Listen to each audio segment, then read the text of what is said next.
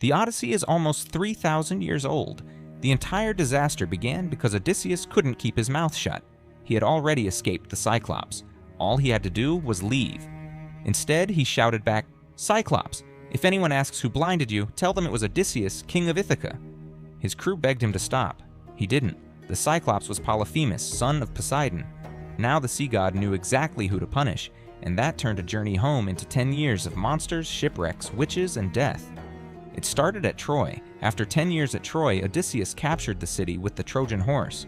Greek soldiers hid inside, the Trojans dragged it through the gates, and Troy fell. That night, war over.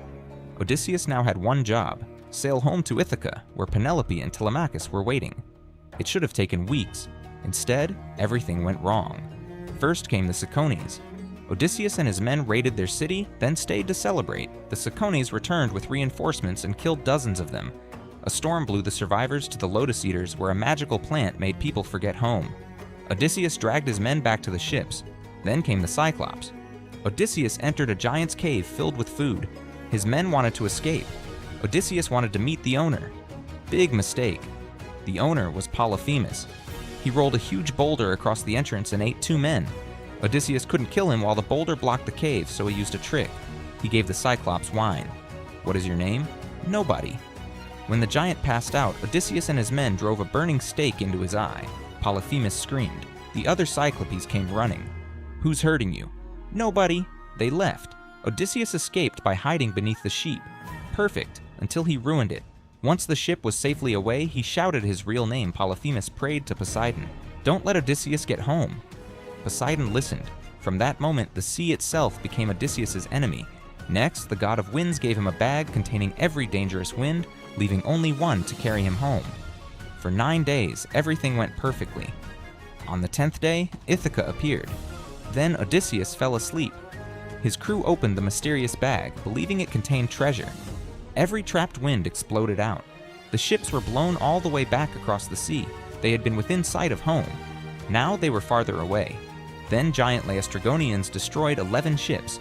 Only Odysseus escaped. Then came Circe, a witch who turned his men into pigs. With help from Hermes, Odysseus defeated her magic and rescued them. But they stayed on her island for a year before continuing. Then came the Sirens. Their beautiful song lured sailors to death. Odysseus wanted to hear it, so he had his crew plug their ears and tie him to the mast. When he begged to be released, his men ignored him. Then came Scylla and Charybdis, a 6-headed monster and a deadly whirlpool. Odysseus chose Scylla, losing 6 men instead of the ship. Finally, they reached the sacred cattle. His starving crew killed them while he slept. Zeus destroyed the ship, killing everyone except Odysseus. He eventually reached Calypso's island. She offered him immortality if he stayed forever. He refused. The gods forced her to release him. Poseidon destroyed his raft, but Odysseus survived and was rescued by the Phaeacians. After 20 years, Odysseus reached Ithaca. His palace was full of more than 100 suitors eating his food and demanding Penelope marry one of them. Odysseus entered disguised as an old beggar. Nobody recognized him, except his dog, Argos.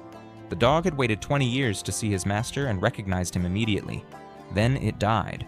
Penelope announced a contest. Whoever could string Odysseus's bow and shoot through 12 axe heads would marry her. The suitors failed. The beggar picked up the bow, strung it, and fired through all 12. The suitors finally realized who he was: Odysseus. He and his son reclaimed the palace. But Penelope still needed proof. She ordered the servants to move their bed. Odysseus immediately objected. That bed cannot be moved. He had built it around a living olive tree, making part of the tree one of its bedposts. Only the real Odysseus could know that. Penelope finally believed him. They were home. And that's the lesson of the Odyssey. Odysseus survived because he was clever, but he suffered because he was proud. He outsmarted monsters, escaped the Sirens, and survived impossible dangers. Yet the journey became 10 years longer because he couldn't resist one sentence. Sometimes the smartest person in the room isn't defeated by a monster. He's defeated by his own ego. The greatest survival skill isn't knowing what to say. It's knowing when to shut up.